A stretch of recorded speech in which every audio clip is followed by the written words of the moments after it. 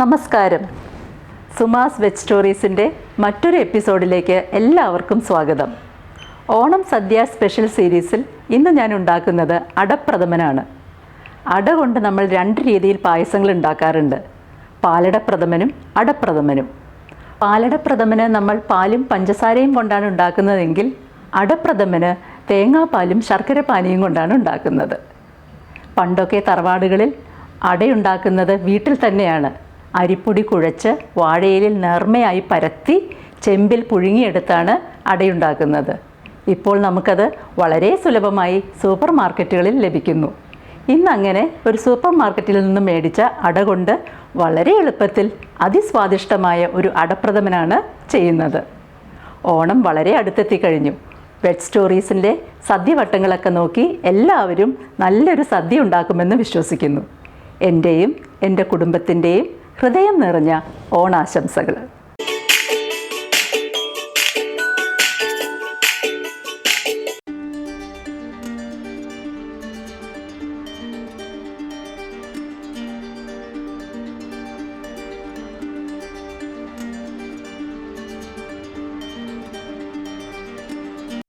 ഇത് 200 ഗ്രാം അടയാണ്.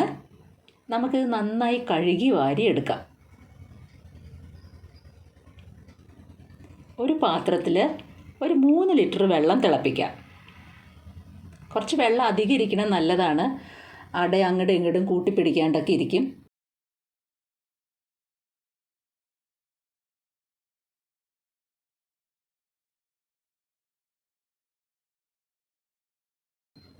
വെള്ളം തിളച്ച് തുടങ്ങിയിട്ടുണ്ട്.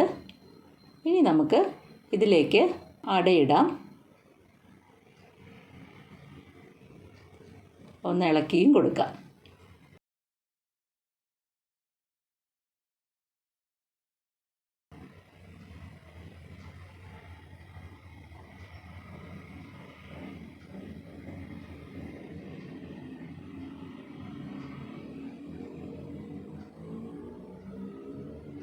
അടച്ച് വെച്ച് വേവിച്ചെടുക്കാം. അടയ്ക്ക് കുറച്ച് വേവുണ്ട്. ഒരു 3-4 മിനിറ്റ് വേവിക്കണം. നല്ല പഞ്ഞി പോലെ വരണം, അല്ലെങ്കിൽ ശർക്കരയെ കിടന്ന് ഇങ്ങനെ വരട്ടുമ്പോൾ ഉണ്ടല്ലോ വീണ്ടും അത് ഉറച്ചു പോകും. ഇതിൻ്റെ ഇടയിൽ നമ്മൾ 1 ടേബിൾ സ്പൂൺ വെളിച്ചെണ്ണ ഒഴിക്കുന്നുണ്ട്. ഞാൻ നേരത്തെ ഒഴിച്ചിട്ടുണ്ടായിരുന്നു, അത് കണ്ടില്ല. ഒന്നെടുത്ത് നോക്കാം. നന്നായിട്ട് വെന്തിട്ടുണ്ട്. ഒന്നും കൂടി ഇളക്കിയിട്ട് നമുക്കിതൊരു സ്ട്രെയിനറിൽ കൂടെ അരിച്ച് കുറച്ചുകൂടി അധികം വെള്ളം ഒഴിച്ച് കഴുകി മാറ്റി വയ്ക്കാം. സ്ട്രെയിനറിൽ തന്നെ ഉരുളി അടുപ്പത്ത് വെച്ചു. അതിലേക്ക് 1/2 കിലോ ശർക്കര ഒരു 1/4 കപ്പ് വെള്ളത്തിൽ നന്നായിട്ട് തിളപ്പിച്ച് ഉരുക്കി അരിച്ചെടുത്തതാണ്. കല്ലുമെല്ലാം കളഞ്ഞ് അരിച്ചെടുത്തതാണ്. ശർക്കര പാനി തിളച്ച് തുടങ്ങി. നമുക്കതിലേക്ക് ഊറ്റി വെച്ച അട ചേർക്കണം. നന്നായി തിള വന്നു. അട ചേർക്കാം.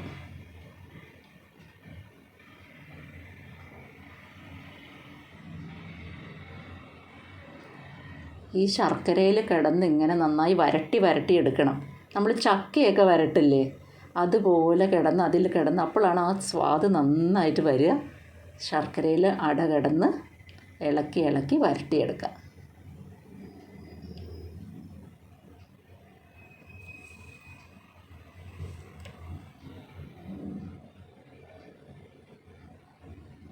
അട തിളയ്ക്കണ സമയത്ത് വെളിച്ചെണ്ണ ഒഴിക്കാൻ മറക്കണ്ട. പിന്നെ ഊറ്റണ സമയത്ത് നന്നായിട്ട് വെള്ളത്തിൽ വേണം കഴുകിയെടുക്കാൻ. അപ്പോൾ ഒറ്റയായിട്ട് വന്നോളും.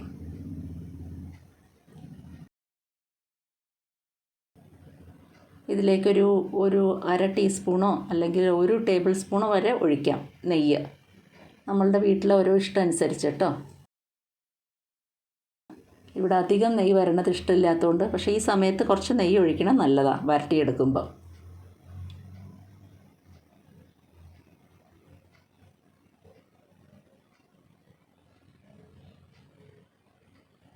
എനിക്ക് ആ നെയ്യുടെ ടേസ്റ്റ് വരണ ഇഷ്ടമാണ്. പക്ഷെ എൻ്റെ ഹസ്ബൻഡിന് വലിയ നെയ്യ് ഇഷ്ടമല്ലാത്തതുകൊണ്ട് ഞാൻ ഇട്ടില്ല. നെയ്യ് ഇടണം കേട്ടോ.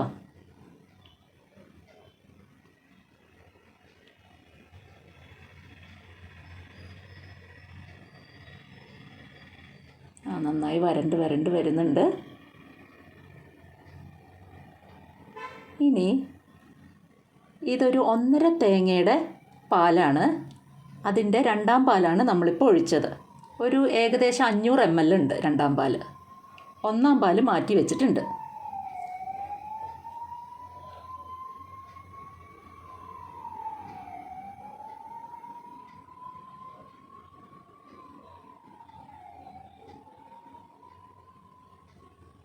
നന്നായിട്ട് ഇളക്കി കൊടുക്കാം.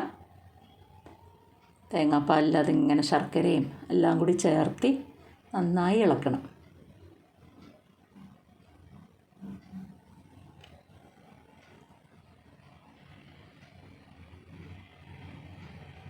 വലിയ ബുദ്ധിമുട്ടൊന്നുമില്ല കേട്ടോ അടപ്രഥമൻ ഉണ്ടാക്കാൻ. കുറച്ച് ചില കാര്യങ്ങൾ വരട്ടണത്, നമ്മൾ തിളച്ചിട്ട് ഊറ്റിയെടുക്കണത്, അതെല്ലാം ഒന്ന് ശ്രദ്ധിച്ചാൽ മതി. കുറച്ച് ടിപ്സൊക്കെ ഓർത്ത് വെച്ചാൽ നല്ല സ്വാദുള്ള അടപ്രഥമൻ ഉണ്ടാക്കിയെടുക്കാം. ഇനി നമുക്ക് ഒന്നാം പാൽ ഒഴിക്കാറായിട്ടുണ്ട്. ഈ ഒന്നാം പാൽ ഏകദേശം ഒരു 400 ml ഉണ്ട്. നമുക്കതൊഴിച്ച് കൊടുക്കാം.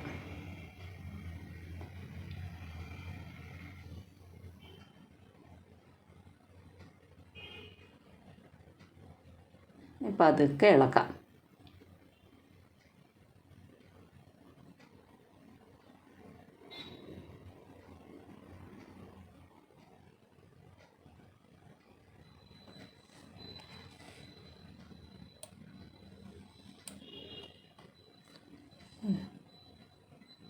നന്നായി വന്നിട്ടുണ്ട് പായസം.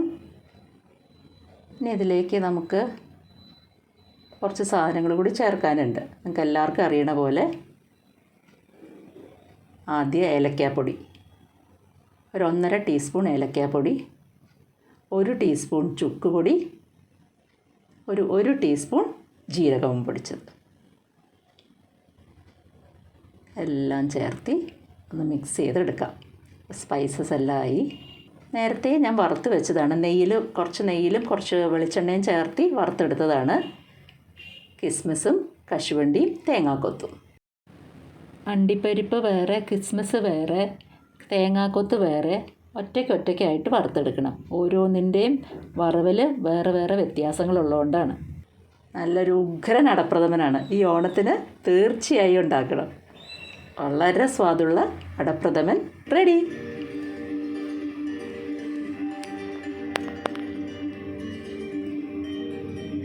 ഇനി മറ്റൊരു നല്ല വീഡിയോയുമായി ഞാൻ വീണ്ടും വരാം. നന്ദി, നമസ്കാരം.